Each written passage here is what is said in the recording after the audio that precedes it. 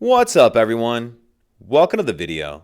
Today we're going to take a quick look at how to get a 2023 Nissan Kicks unlocked, opened, and started if the key fob dies. So the first thing we need to do is remove the emergency key that's in the bottom of the key fob.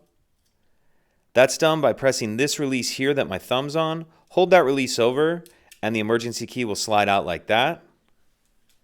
Now I'm going to use the emergency key in the driver's door. So put it in there and turn it to the right or clockwise to unlock. And we'll open the door. Once you get the door opened, we'll take a look at how to get our Kicks started with a dead key fob in the next shot.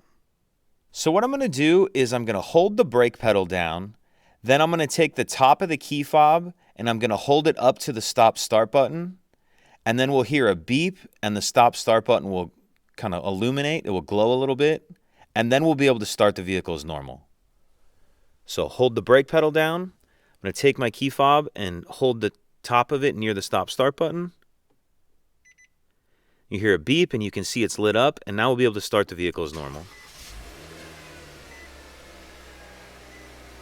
And now you'll be ready to drive as normal. And then you'll just need to replace the battery in your key fob as soon as you can. If you have any questions, please let me know. If you could take a second to like and subscribe, it helps us out, and I'd appreciate it. Thank you.